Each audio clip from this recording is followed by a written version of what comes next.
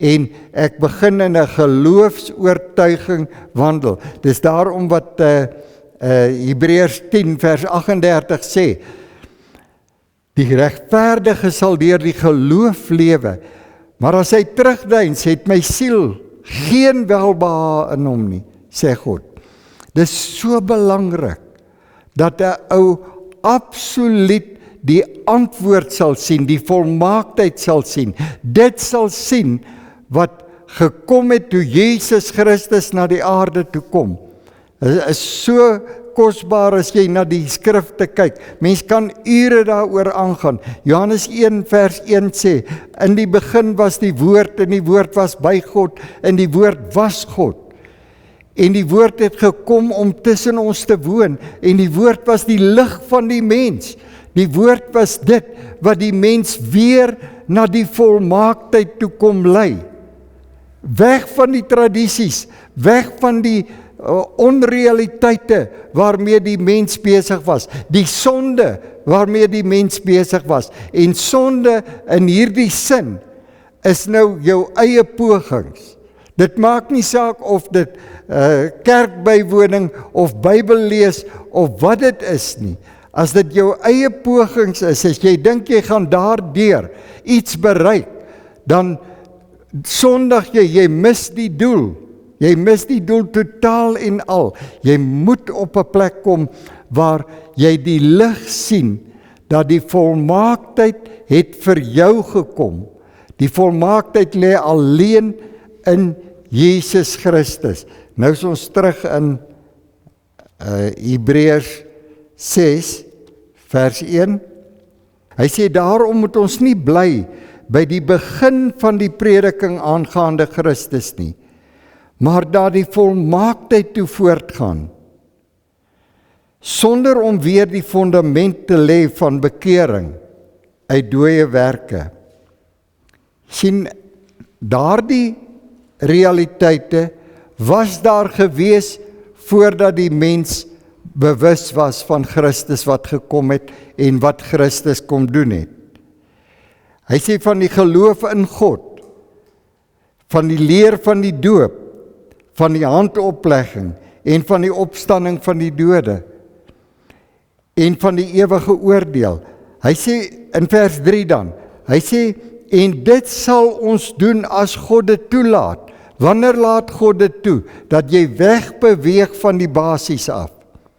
Wanneer jy die basis goed verstaan, wanneer jy begin verstaan dat hierdie Jesus het aarde toe gekom om te kom sterf vir die mens en om die sonde weg te neem. Dit wat Johannes 1 vers 29 nou sê. Toe Johannes die doper eerste keer vir Jesus sien, sê hy, daar is die lam van God wat die sonde van die wêreld wegneem. 'n rigiede werklikheid, 'n progressiewe werklikheid waar mense vir jare en geslagte geoffer het, hulle gevas en gebid het, pogings aangewend het om van hulle sonde ontslae te raak. Kom Johannes die doper en hy bring hierdie profesie uit. Daar is die lam van God wat die sonde van die wêreld wegneem. Nou, as 'n mens nie hierdie basiese begrippe verstaan nie, dat sonde weggeneem is, en dan kyk jy byvoorbeeld na 2 Korintiërs 5 vers 19, hy sê dit is God wat ons met homself gerekonsilieer het, en ons sonde nie weer aan ons sal toereken nie. As jy sien hoe rigied die werklikheid is, Romeine 4 vers 6 sê presies dieselfde, dat hierdie oordeele is nou weggeneem, want die volle oordeel van God was op Christus, en hy het gekom om vir ons sonde te betaal, sodat ons nooit weer vir sonde hoef te betaal nie, en ons absoluut kan vry wees daarvan. Maar as jy dit nou verstaan, dan moet jy aanbeweeg na die volmaaktheid toe. Dan moet jy aanbeweeg. Jy kan nie daarby bly nie. Jy moet nou verstaan wat die volmaaktheid is. En dit is hier waar die verborgenheid in die evangelie beskryf word. 14 boeke wat Paulus skryf hy absoluut oor hierdie verborgenheid wat gekom het, dat daar geen veroordeling meer vir enige mens is nie. Dat elke mens vrygespreek is.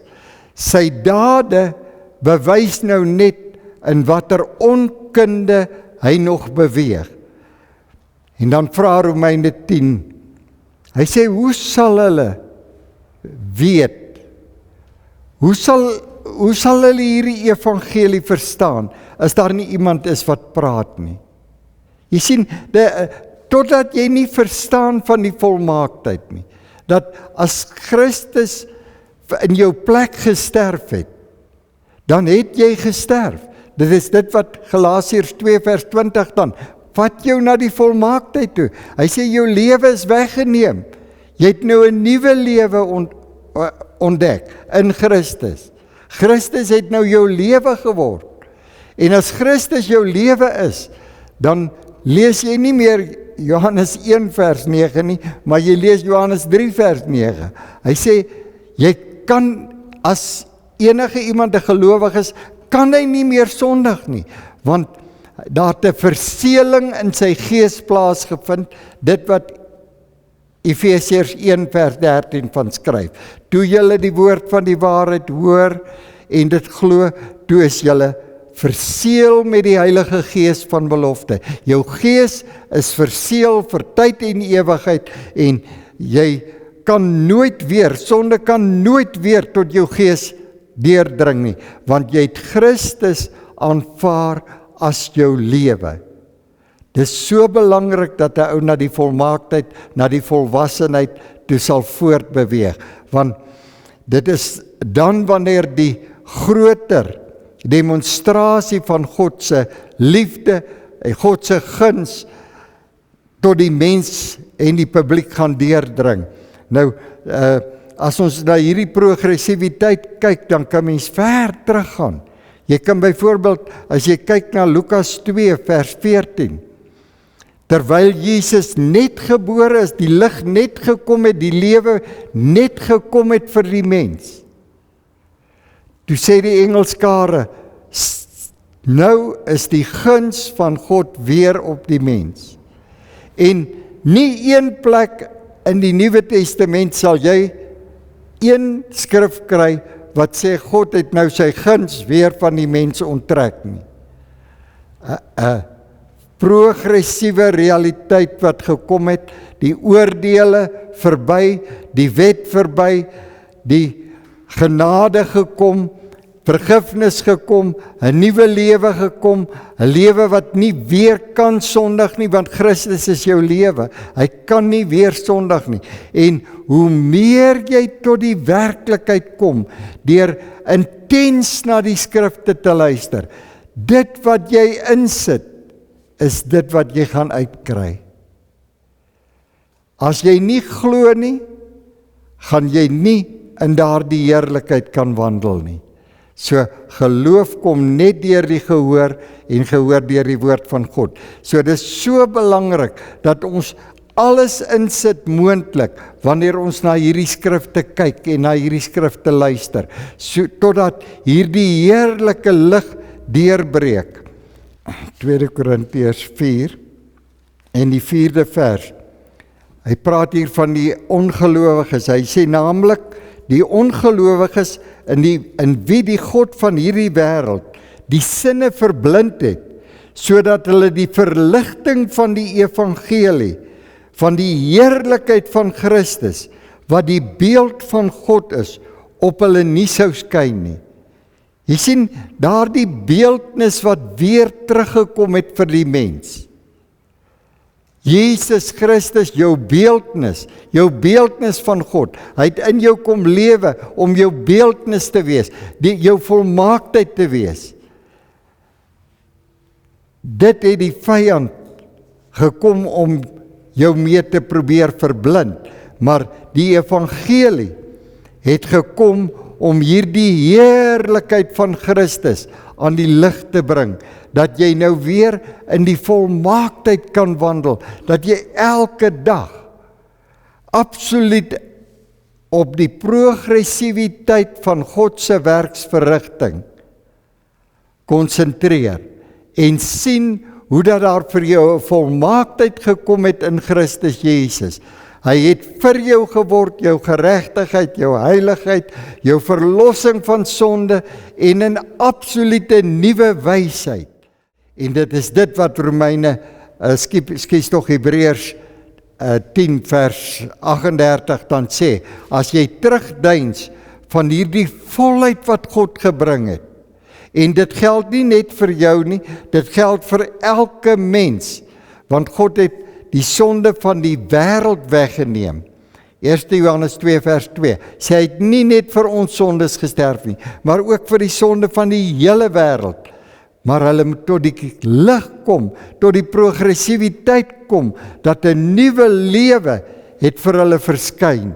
En dit is 'n geskenk van God aan hulle.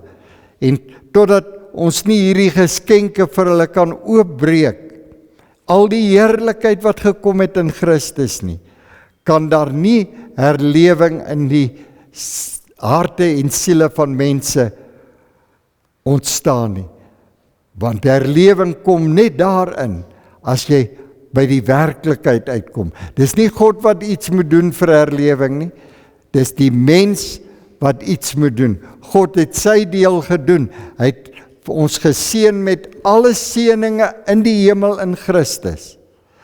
2 Petrus 1 vers 3 en 4 sê, hy het ons alles geskenk wat tot die lewe en godsaligheid lei. Maar dis ons wat opgewonde moet raak daaroor, sodat elke mens aan wie ons dit bedien, ook daardie opgewondenheid sal begin beleef.